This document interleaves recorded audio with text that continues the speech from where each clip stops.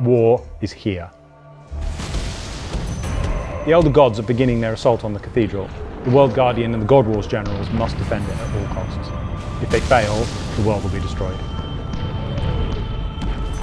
The Elder God eggs have been placed within a cathedral buried deep in a part of the ruined city of Sintistan. They've been moved there by Asanadra and the player and a few other characters so that they can have a defensive perimeter. When the gods arrived, they brought with them their armies.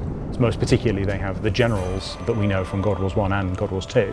And a lot of these powerful heroes have showed up to help defend the cathedral on behalf of their gods. If the Elder Gods touch the eggs, they're going to hatch, and the hatchlings inside are just going to wipe out all life on the planet almost instantly. So the 4 Elder Gods can't attack physically because doing so risks destroying them. So instead they've recruited and sent in their minions.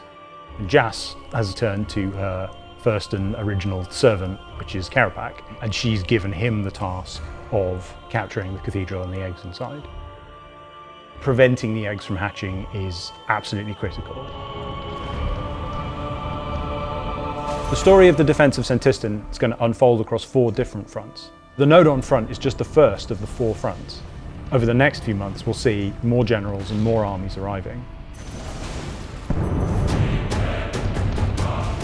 Kerapak, our first general, is a 4-phase fight where he's going to be using the power of the Elder artifacts he's gathered up over the years, mainly the Needle and the Staff of Armadyl. No, always you. Why can't you just let it be, World Guardian? Using the power of time, Kerapak's going to be able to pull himself backwards. Every time you defeat him, he's going to say, nope, re-roll time, and then you're going to have to play out the fight again, whilst also dealing with the previous phases.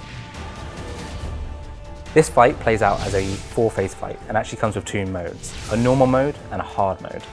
From the normal mode, you'll be able to get your hands on a pair of tier 85 magic gloves that have the ability to affect Dragon Breath and Combust. You'll also be able to get your hands on a new God Book, which is representative of Jas. You'll also be able to get your hands on a new ability codex, which will allow you to upgrade your Concentrated Blast to Greater Concentrated Blast. If you're in hard mode, however, you'll be able to get your hands on the fractured pieces of the legendary Staff of Armadyl, which will be coming in as RuneScape's first tier 95 weapon. And with any boss, you'll be able to get your hands on a new boss pack.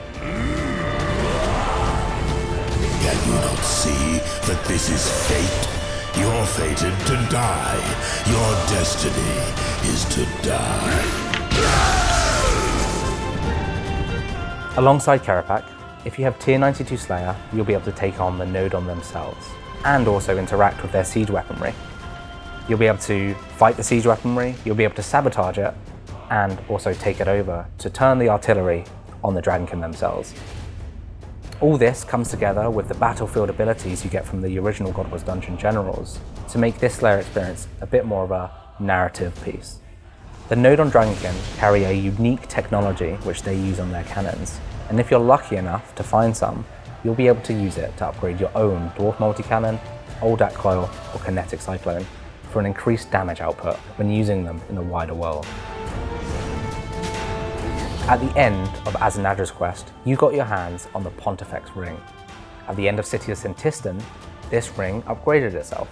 You'll be able to further this ring upgrade with Resident Anima you can obtain from killing the Slayer creatures or Kerapak. As you upgrade this ring, it's going to have more and more benefits throughout each of the fronts. You've got to play this update. It's going to have an amazing PVM boss, it's going to have a hard mode for that PVM boss, and it's going to have amazing Slayer content, and it's going to have really good rewards. But it's just the beginning of the Elder God Wars Dungeon experience, and there's another 3 fronts to come later in the year. And what more could you want than firing cannons at Dragonkin, taking on Kerapak, who wields time in one hand and the Staff of Armadyl in the other, in this unfolding narrative of what looks to be one of the most epic battles RuneScape has ever seen.